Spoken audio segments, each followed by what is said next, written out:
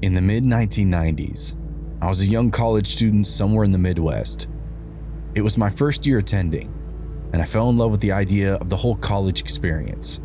I leaned into any kind of stereotype that I could think of. I tried to date a lot, went to as many parties as I could, always said yes to drugs and alcohol. I was searching for that quintessential university experience. I wasn't attending a university, but it was a mid-sized community college that had a large student body. I lived a couple of towns over, in a smaller, more rural community. Because of the distance, I had no interest in making a daily commute.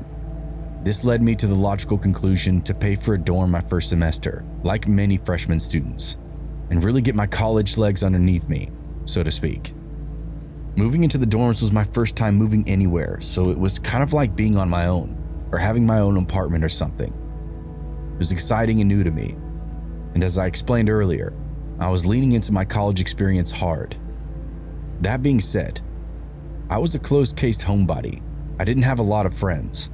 My high school experience hadn't really set me up for the college encounters that I was wanting to have. There was nothing to be done about it. No quick correction to make me popular or anything. Hence why I was a yes man and just tried to show up for as many parties and events as I could. College was cool, and so was the dorm. It was a 70s style brick building, really blocky with 3 floors and long, narrow hallways. I don't remember how many rooms or students that fit in the building, but I would guess somewhere in the ballpark of 60 residents. We lived in Whitney Commons. That was the name of the dormitory. I believe Whitney was the last name of a prior professor or maybe even one of the investors, some bigwig in college history. To me at the time, Whitney Commons sounded like a Belvedere Apartments or some kind of fancy complex name. Most of these rooms were identical, outfitted to sleep 2 students with room for study and relaxation. I'd say the rooms were 10 by 15, maybe a little bigger, just enough for 2 single beds that stood tall, as they fit a sliding desk beneath them, a closet, a chest for storage, and a sink in the corner, and a small separator to change clothes behind. Some of the other rooms were a little bigger and set up to sleep 3. Each level had a shared bathroom with showers and all that. I got a corner unit in the far side of the first floor. To me, it was perfect, easy to find, no stairs to move in, and I got a rolling view of the campus because I was one of the few rooms that actually had 2 windows. It was nowhere near as cool as I'm making it out to be, but it was my first experience away from home, and I loved it. The guy I was rooming with seemed cool, also lived in a rural township, decided staying on campus would save him a lot of time as well. I only spoke to him 2 or 3 times before he withdrew from all of his classes and ended up moving back home. I don't even think he made it through the first week of classes. For whatever reason, he went home, and no one else enrolling in school chose to stay on the campus the rest of that semester. Somehow I lucked out and became the only guy to not have to share a dorm room. This made me somewhat popular with other people in the building because my unit was considered a potential party unit. This never really came to fruition though. School was trickling by, and like everyone else, I became buried under classwork.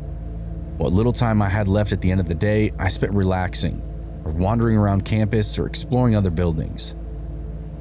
I find that when you lived on campus, sometimes buildings wouldn't be locked. We kind of had full 24-hour access to most of the school property.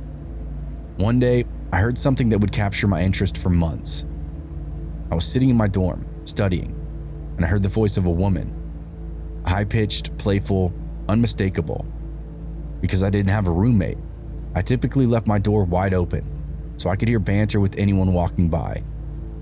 It was like an open invitation for people to bug me, although not many ever did. The Whitney building was entirely male, as most dorms are. The female dorms were newer buildings, nestled together across campus, closer to the academic buildings.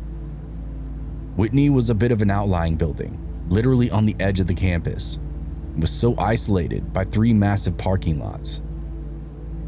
The closest building was the gymnasium dome, which had a big parking lot to isolate it, and really didn't get used a whole lot, besides for the weightlifting classes. Since we were a mid-sized community college, we weren't really known for our sports teams. What I'm getting at here is our dorm building didn't get a lot of visitors. We were used to seeing the same people, the same cars in our parking lot. If the maintenance man paid us a visit, we would all know about it in a second. The heavier footfalls, the different voice, we all grew accustomed to our neighbors and what to expect. So when I heard this female voice in the afternoon, I didn't really know what to make of it. You probably don't really need me to tell you what I did next. I listened, leaned back at my desk, homework scattered in front of me. I let it all go and embraced this new distraction. Whoever she was hanging with one of the guys in the room right next to mine. I didn't know either of the guys that stayed there. I'd seen them with a textbook and only ran into him certain hours on certain areas of campus. From this, I gleaned that he was on a vocational program like welding or something like that. Whatever the case, Welderman had scored a lady to bring home. This was the first semester, so it was the first interaction like this to happen in our dorm, at least to my knowledge. I couldn't help myself. I closed my door and moved my desk chair over to the opposite wall so I could listen. They just talked at first, at length too. They went back and forth for like 3 hours, talking, sharing, joking, laughing, even whispering. I know it all sounds creepy, but this is an anonymous story, which almost makes it a confession. So I'll say it was exciting to eavesdrop on them. It became my new favorite hobby for the rest of the school year. And I wasn't alone. The guys that stayed on the other side of the dorms in question were just as enthralled. We actually became buddies over our shared enjoyment of listening in. We'd high-five in the hallways, talk after class, compare notes on different things that we were hearing and what the girl looked like. The guy in the dorm room in question quickly became a small celebrity on campus, at least for the Whitney building. He'd take requests from people in the building, like what sounds we wanted to hear, words said, things like that. It was almost like we were making our own interactive porno. The guy in the room, we'll just call him Hank, absolutely loved the attention. As the school year went on, Valentine's Day was just around the corner.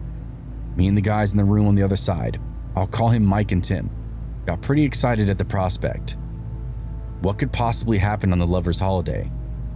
We joked about getting popcorn, drilling a peephole, all kinds of weird and creepy stuff, I know. You can imagine our disappointment when we realized for whatever reason, we had a long holiday weekend that week. Between the bad weather and the extra days off from class, most of the student body and faculty were dismissed from campus. What that means is, most people went home. Whitney Building was a ghost town, especially for those who stayed behind. In all of the Whitney Building, it was just me and one of the guys from the other room, Tim. Tim and I shacked up in my room, played cards, listened to music, watched movies. It was a very bachelor-style living, eating everything out of fast food bags, being loud, not showering. That was until we heard someone come to the front door of the main room. Only someone with a key could open up the Whitney Building, so that meant a student or a staff member.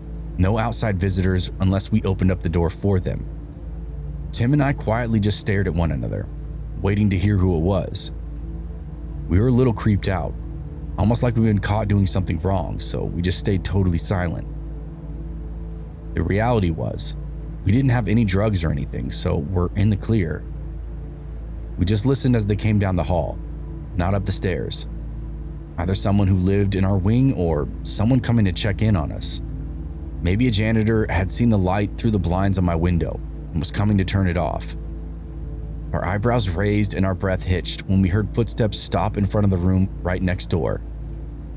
It was the hometown hero. And as we listened, we could actually hear the pitter-patter of 2 sets of feet. It was the guy and his girlfriend. Come home early to get a quick bounce in before class started back up. We were giddy with excitement, but even then, we could tell something was different right away.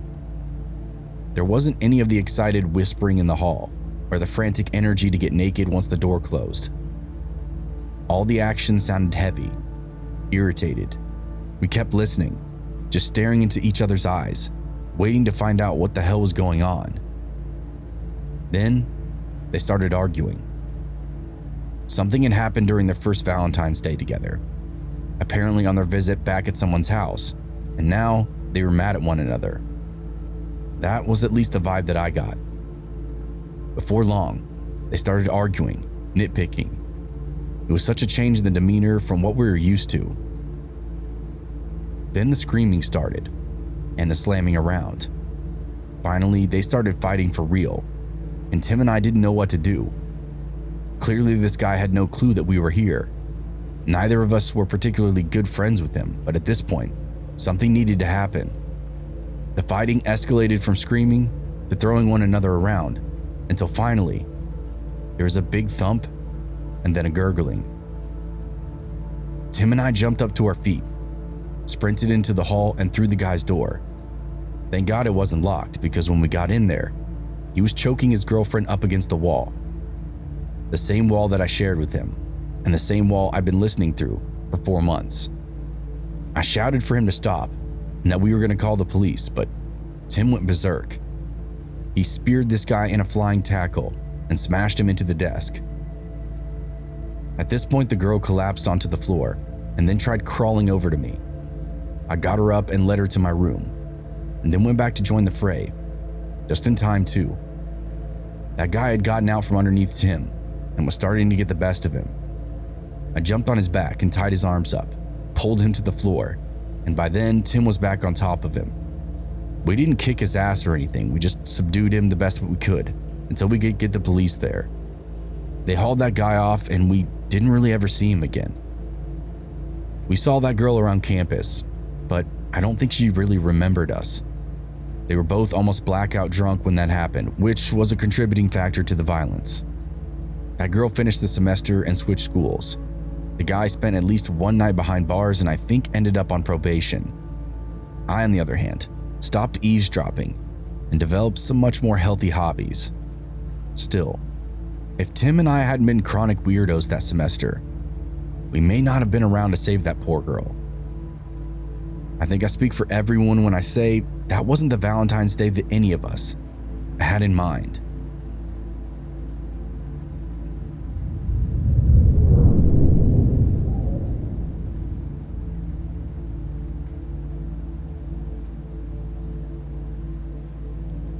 I'm a female in my mid-40s. I live alone in a very rural area, on an island in the middle of Puget Sound. It's a 30-minute drive to the nearest grocery store, an hour away from the largest city. The island is made up of tall evergreen trees and surrounded by water. It's secluded, but beautiful. My house is situated on a tall bluff, overlooking a tiny inlet. It's just a short jaunt through the forest, down to a sandy beach, where my kayaks are stored on a slip. I just need to pull them off the slip and then over the seawall, and I'm on the water. There came a time when I found myself newly single. My last long-term relationship collapsed when I discovered he had several other romantic interests. Apparently, his business trips weren't all business. He moved out and I attempted to move on. I had some friends encouraging me to put myself out there. Have a fling or two, you'll feel better about yourself. It was well-intentioned advice. I knew what they were getting at. If I started dating again, I would stop feeling like this forlorn, broken-hearted woman who was about to celebrate the 20th anniversary of her 25th birthday. If I started dating again, I would feel attractive and desirable. But how exactly could you start dating again when you live in the middle of nowhere? A coworker pointed out that no one really meets organically anymore. Everything's done online nowadays. Tinder, Plenty of Fish, Bumble, OkCupid. So I went about setting up online profiles, and it wasn't long before I was overwhelmed with messages. The flings did happen.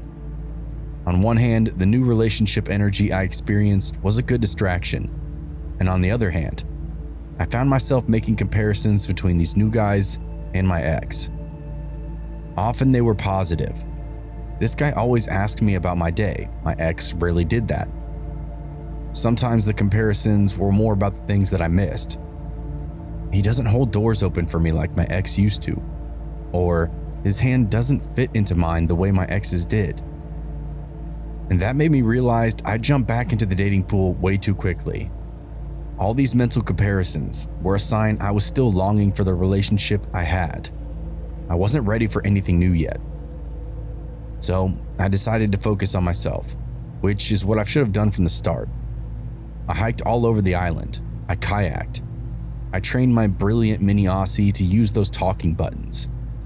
I poured myself into my career. I rescued a kitten that was thrown from the window of a moving SUV driving right in front of me.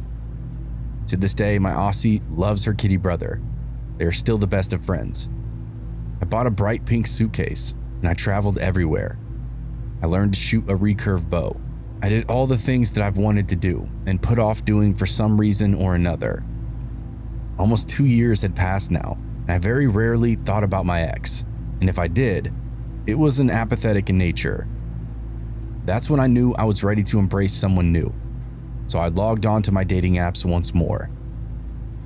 It wasn't long after that, I received a message from a seemingly handsome and intelligent lawyer. He lived in a larger city about an hour and a half from me.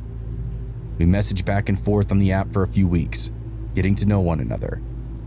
Thus far, he hadn't set up any red flags. I was hopeful. Finally, he asked me to invite him over to my place. Nope, red flag number 1. I wasn't about to be in the middle of nowhere with someone who was still a stranger to me. And I'm sure he didn't suggest coming over to my place just to hold hands with me. I told him I didn't know him well enough to have him over to my place yet. He told me he understood and then invited me to dinner. He offered to let me pick the restaurant. I was hesitant. I was still contemplating red flag number 1. Did I really want to commit to spending an entire evening with this guy after he insinuated that he was after more than dinner? But then again, he might not have been after anything but holding hands, right? I mean, he didn't come out right and say it directly. He wanted to roll around the sheets. And he was quick to understand when I said no to him coming over, but dinner? What if I got creepy vibes after just a few minutes? I suggested we meet for drinks first, in the bar of one of my favorite Japanese steakhouse restaurants. It was about equal travel distance for us. I said if things went well, I would agree to stay on for dinner too. He said that sounded great, and we planned a day and a time to meet. We continued messaging one another throughout the week, and I really found myself liking this guy more and more. We seemed to have a lot of commonalities and interest. The previous red flag was all but forgotten now. The day of our scheduled date finally arrived. I debated on what to wear. I finally settled on a black blouse with a ruffled front, fitted blue jeans, and black boots. I curled my hair, put on a little makeup, and nervously started my hour-long drive to that restaurant. I intentionally arrived early, ordered a drink, and sat where I could see the entrance doors of the restaurant. I was the only one in this bar. Here's where I need to explain that I'm not really that much of a drinker. I'll do it socially on occasion, but I don't do it that often. So I was slowly sipping on my drink, and I wasn't in a hurry to finish it. Besides, I still had an hour-long drive home ahead of me, so I wasn't trying to get sloshed. He walked in, right on time, and surprisingly, looked exactly like his profile pictures. He was the epitome of tall, dark, and handsome, and I was already smitten. I watched as he approached the hostess station and explained he was meeting someone in the bar. She motioned him over to me, and I smiled, giving a small wave. He sauntered over to where I was sitting and took the chair across from me. He smiled and exclaimed, "Wow, you're even more beautiful than their profile pictures." Then he looked down and saw the amaretto sour sitting right in front of me, and a slight frown creased his brow. "You already ordered a drink?" "Yep, I started without you, so you better catch up." He smiled again. "Is that a challenge?" he asked, as he flagged over the bartender. As we sat there, our conversation flowed easily. He was intelligent and charming. I realized I interpreted the first red flag incorrectly, and I wanted to spend more time getting to know him better. By the time we finished our drinks, he suggested having the hostess seat us for dinner, and I was all in. In an effort to set the scene for you, this was a hibachi grill restaurant. If you've never been to one, picture a large rectangular stainless steel grill surrounded on all three sides by seating. On each of the shorter two sides, there are 3 seats. On the long side, directly in front of the grill, there are 6 seats. It's considered communal style eating, meaning you are seated next to complete strangers. When the hostess sat us, there were only 2 seats left at that particular grill. One on the end of a short side that was directly adjacent to the end seat on the long side. Instead of being seated shoulder to shoulder, we were sitting at the corner of the rectangle, with me seated on the short side and him on the long side, my left knee almost touching his right knee. It was ideal because we didn't have to turn to talk to one another. However, it left me with the stranger on my right side, and he had a stranger on his left side. If you're at all extroverted, communal dining can be a really fun experience where you can meet new people and participate in interesting conversations. If you're introverted, you can just ignore everyone around you and pretend you're dining alone. I'm not extroverted, but I also don't mind communal dining experiences, especially when they involve good food. Our waiter came over to take our drink orders, and Lawyer Man quite boldly attempted to order another alcoholic beverage for me. Oh, no thank you. I looked back and forth between him and the waiter, explaining, I'll have just water, I still have to drive home. That same frown from earlier now rolled across his face again, and very curly he said, We're gonna be here for a while yet, you can have one more. He looked up at the waiter. She'll have another, glancing back to me. What were you drinking again? An amaretto sour, but he cut me off, practically barking at the waiter. Just bring her another amaretto sour. I was stunned into silence, and so was everyone seated around us. And this was red flag number 2, and for me it was a big one. For the first time that evening, he turned his phone over and looked at it. Then he typed something.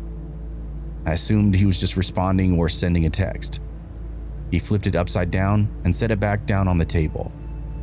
He smiled again, then asked me what I was going to eat for dinner. It was almost like he just pushed play again because everyone around us breathed this collective sigh of relief and then went back to what they were doing. Myself, I was still stuck on pause. However, it took me a long moment to respond to his question because a huge part of me wanted to say nothing and put down my menu and get up and walk away, but I didn't do that. The hungry part of me wanted to stay for the food, so I finally answered. I think I'm gonna have the hibachi filet. Just like Jekyll and Hyde, he returned to his previous charming self. He was attentive, caring. He kept pointing out to the artwork painted on the walls. I'd turn around to look, but I really didn't find it nearly as interesting as he did. I was still stuck on that red flag number 2, so our conversation didn't quite flow as easily as before. There were a lot of lulls in between it, which gave him an opportunity to keep looking at his cell phone. He made sure to keep it angled away from me, as it occupied more and more of his time. This was red flag number 3. At one point, the man seated on the other side of him glanced at his cell phone screen, and I'll never forget the look on his face. It was a combination of shock and disgust. He quickly turned to the woman he was with and whispered something in his ear. Then she looked shocked as well. Although I was privy to this, my date was completely oblivious as he busily sent another message. I asked him, "Is everything okay?"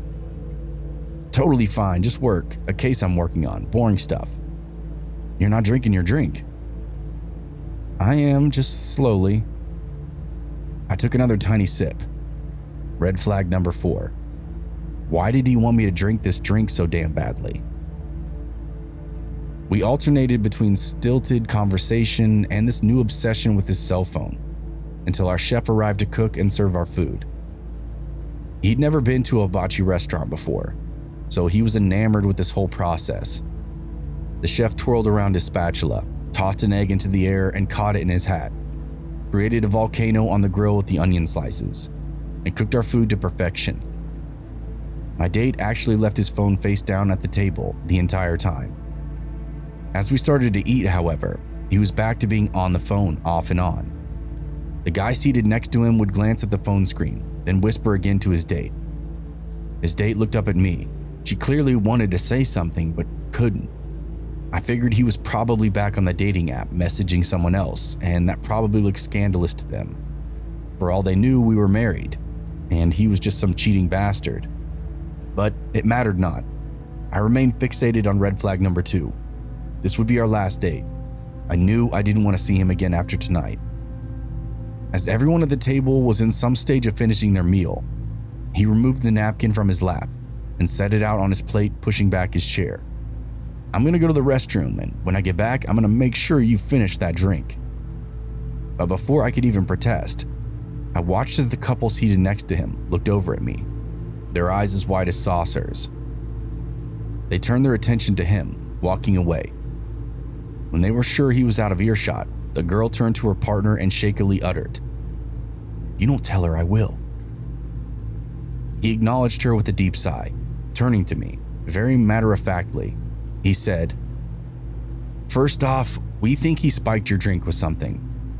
When you kept turning around to look at the art, it looked like he put something in your drink.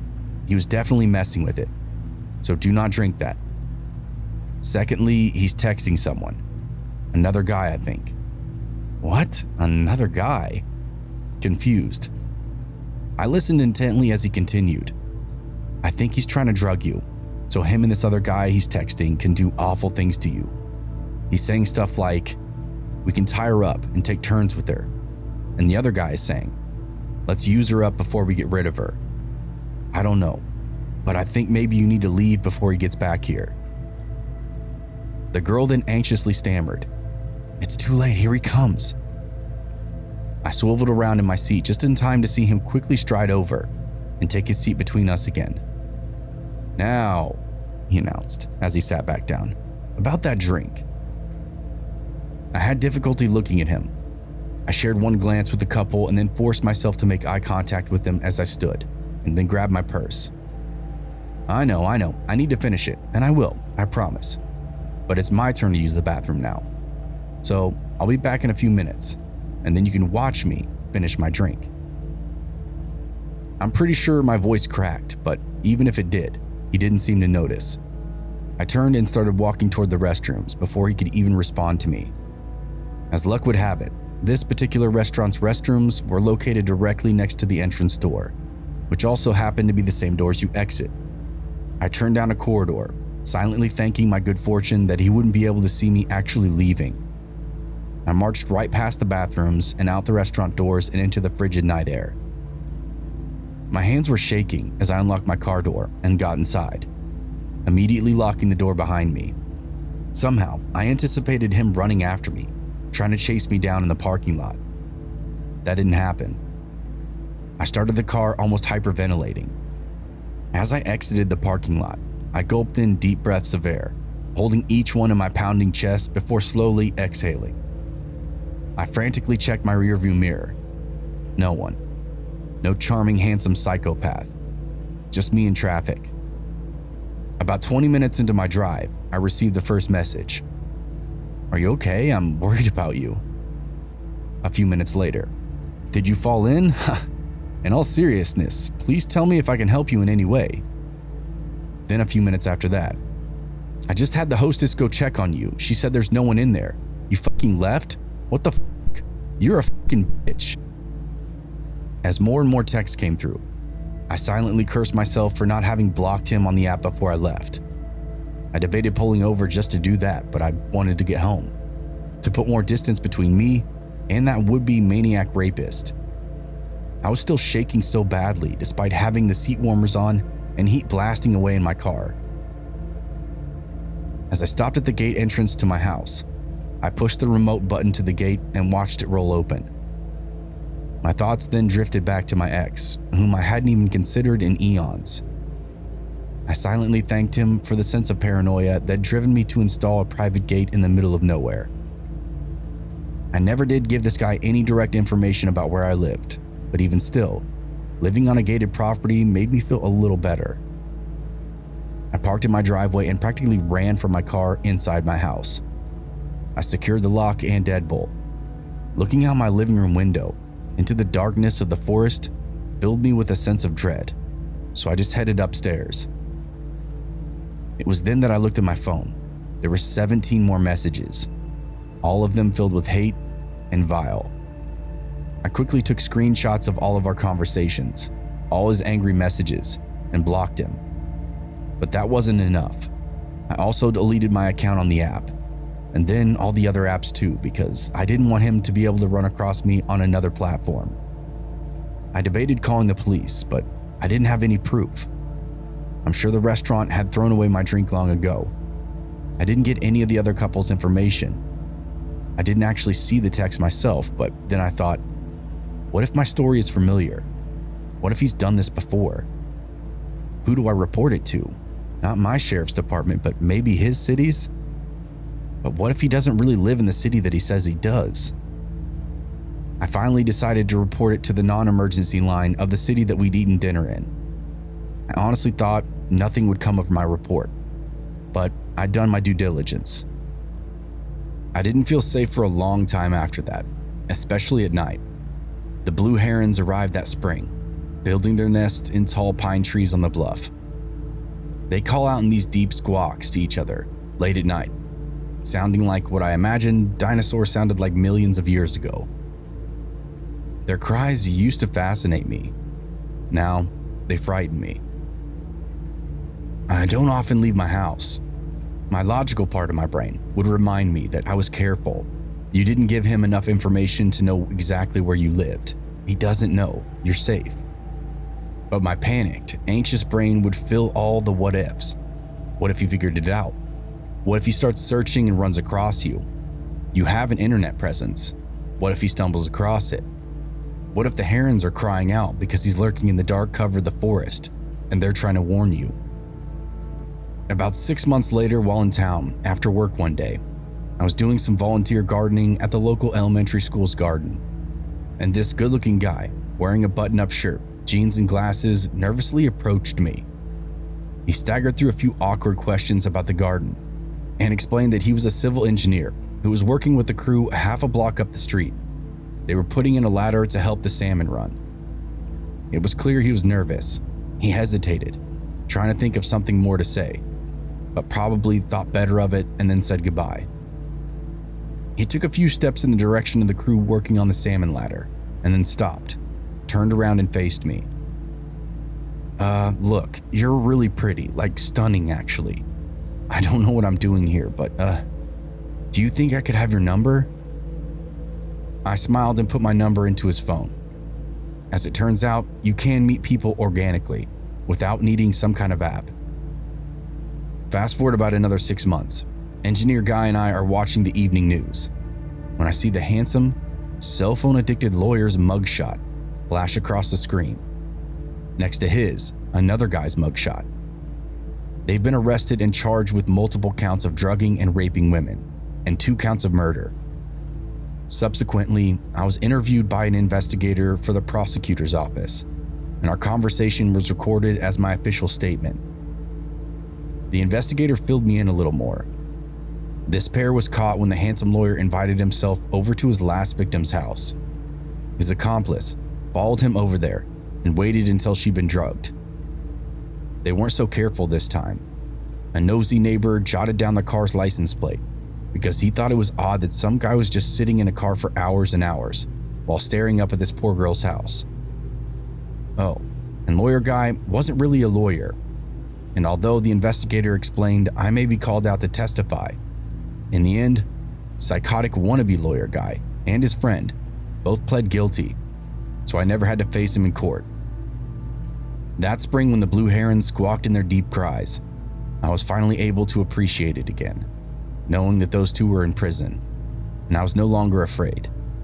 It had all gone down around Valentine's Day, which was kind of an odd justice in my mind. These assholes were getting what they deserved, and I was getting to spend the time with the person that I cared about. I survived and they had to suffer. I was able to reflect on that on my first Valentine's date in years. I'm sure there's probably more than one life lesson in all of this, but if you take away anything from my story, take away this. Do not ignore red flags. Don't make excuses for them. don't brush them off. If something sets off your dating red flag spidey senses, pay very close attention to them, because it can mean the difference between living or dying.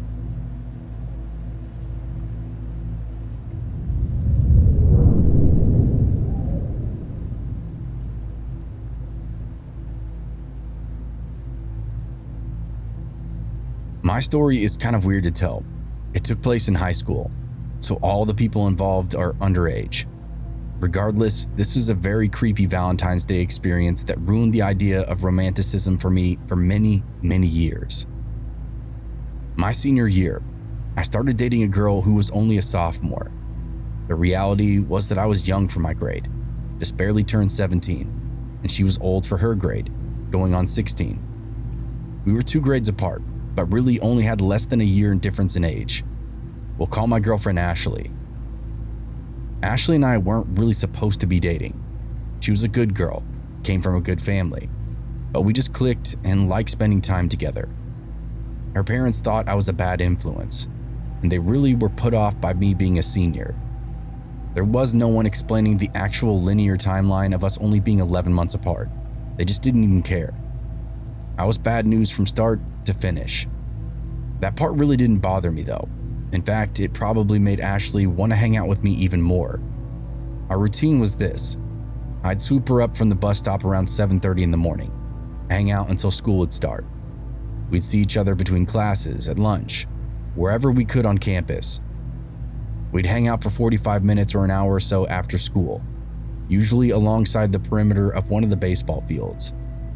Then we'd split ways, head home or do whatever hobby we had going on.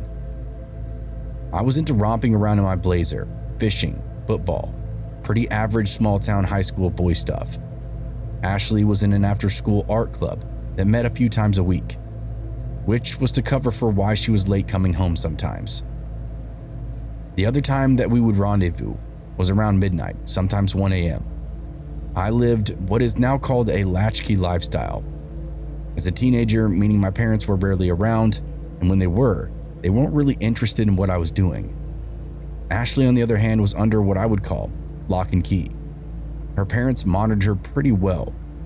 This was before cell phones, so it was somewhat limited to what we had to do to be sneaky. I'd leave from my house, take the back roads to the neighborhoods, then kill my engine just a block up from her house. I'd roll down the hill and stop just up from her house. Ashley would usually be waiting for me. She'd hop in, and I'd let the truck roll the rest of the way down the hill. Only after getting maybe a quarter of a mile away would I fire the engine back up and then roar off into the night. There was a place just outside of town that's kind of like a big parking lot in the middle of nowhere. It was the rec lot. A lot of people used it to offload their quads and snowmobiles, depending on the season. From that lot, you could follow dirt trails into pretty remote wilderness. In the middle of the night, there was never anybody else there, except for Ashley and I in my dingy red Chevy. We'd hang out until 3 or 4 in the morning, sometimes just sleep. Then I'd drop her off at home just before sunrise. We did this nearly every night for almost a year. It was exhausting, but being young and head over heels, it was really easy to keep up with. Honestly, it was all we wanted to do. We had delusions of living together, having kids, the whole idea of a future. It was very cheesy, but I bet you had a similar relationship once too. It's Valentine's Day. I believe it fell on a Friday, if memory serves. Ashley and I were keen to celebrate too. I went and picked her up at the usual spot, the usual routine. Except this time, I had a bouquet of flowers, a box of chocolate, a handwritten card, even a teddy bear and balloon. I'd never bought anything like this for a girl before, so I kind of went all out, obviously. We got to our spot and exchanged gifts. We didn't do it at school because she couldn't risk bringing flowers or anything like that home. That stuff stayed up front. We slipped in the back and everything started to get hot and heavy. The backseat of my Blazer were perpetually laid down flat, so we did have as much room as possible. An hour of kissing, heavy petting, and things start to get more serious. Clothes start to come off. Blah, blah, blah, things move forward. Ashley ends up on top of me. She takes her shirt off, then looks up straight through the windshield, and when she does this, she freezes. "I think there's somebody over there," she says to me. Ash and I spent a lot of time together, so we would mess with each other all the time. I quickly assumed that that was what was happening now. She was trying to get me scared to tease me, and I said, "Oh yeah, does he like what he sees?" Ashley covered herself up and started to panic, and that's when I knew she wasn't messing around. I rolled her over, told her to get dressed, and then yanked on my jeans. The whole time I'm doing this, I'm staring through the windshield. Far off, all the way on the other side of the parking lot, it looks like there's just someone standing there. I can faintly see a silhouette by the light of the moon, but it's not enough for me to be sure. I didn't have a gun or anything, we were just kids, but I did have a crowbar that I kept in the back, and of course a 10-inch mag light. I get myself together, and just as I reach for the door handle, we can hear some hollering outside. I freeze up immediately. Honestly, I wasn't feeling very brave to begin with, and now that the guy was screaming, I had no interest in getting out of the car. Instead, I hit the lock. We hunkered down with the big blanket that I had and waited.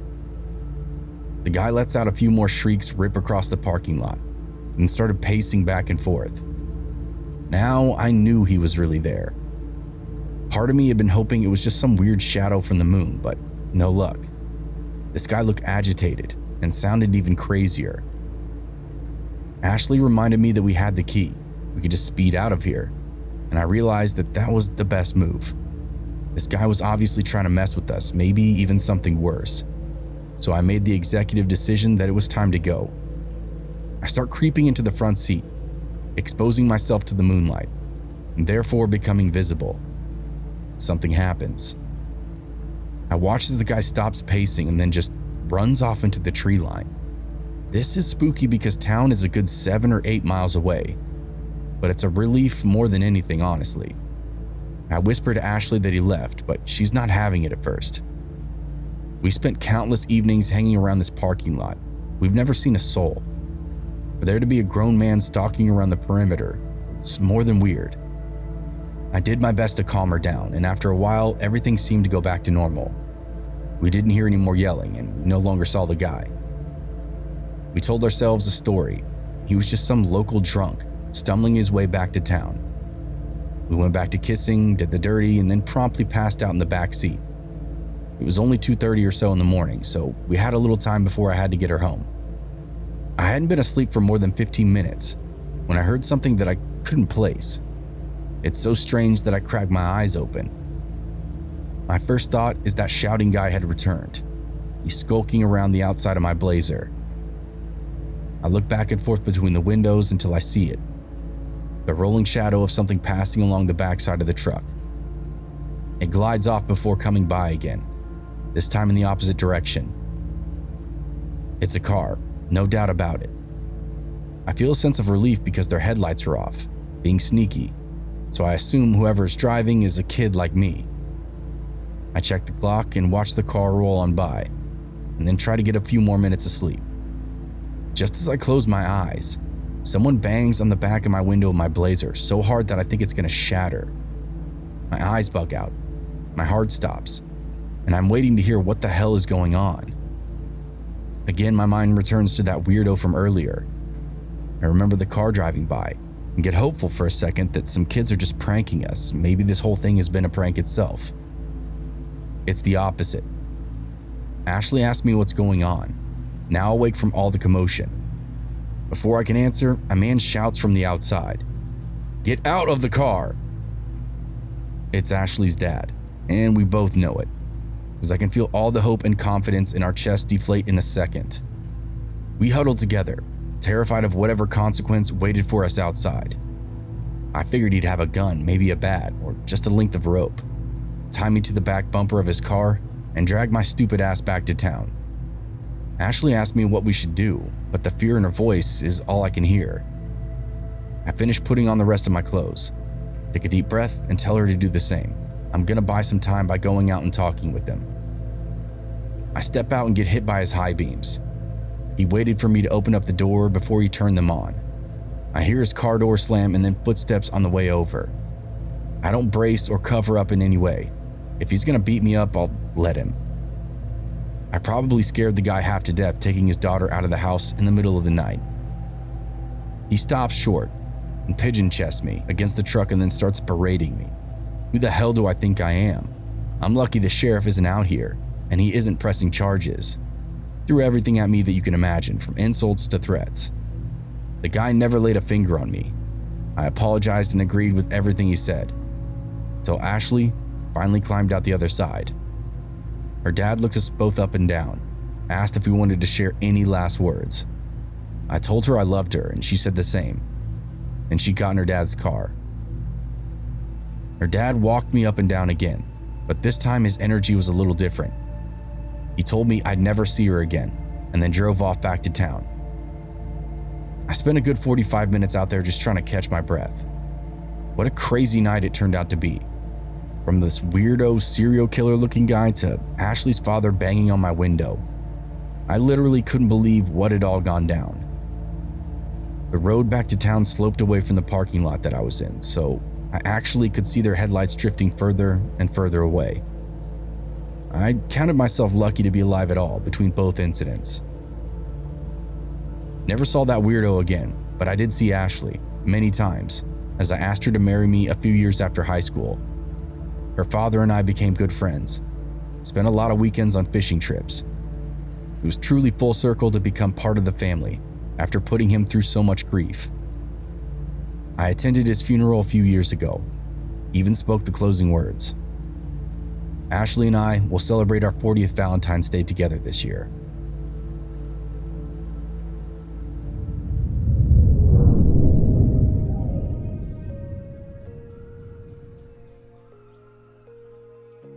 Hey everyone, thanks for listening if you stuck around to this point. If you haven't yet, smack the like button, punch the notification bell, and pee all over your feet. If you have a true scary story of your own, feel free to send it to my email or post it to my subreddit. You can stalk me on Twitter and you can stalk me on Instagram. And all of those links are below. Howdy, partners. I hope if you're listening to this that you have a fantastic Valentine's Day, whether you're celebrating that with your partner or whether you're celebrating that all by yourself, alone in your mom's basement, eating Cheetos and drinking Mountain Dew. If that's your ideal Valentine's Day, then I hope it's fantastic, buddy. I don't think I'm going to be doing anything special. Valentine's Day isn't really that big of a deal. I do like to get my kids something and do all that fun stuff and maybe eat a nice meal, but I don't think there's any gigantic plans on my end. But I hope you have an awesome one. Eat a lot of chocolate, eat some good food, watch some shitty horror movies, and maybe even listen to this. Throw it on while you're cooking dinner. Throw it on while you're driving to dinner at a restaurant. Or just throw it on and then comment in the sections about how awful it is, because you're free to do that. It is the internet, right? So my plan for Thursday is camping and hiking stories, and it kind of falls under that Deep Woods umbrella. And I have not done a giant Deep Woods compilation in 6 months, so I've been kind of taking all my camping and hiking, park ranger, Deep Woods stories, and not putting them into the sleeps or the stories for sleep compilations. So my plan is there'll probably be 45 minutes to an hour's worth of brand new content for you to listen to on that episode on Thursday.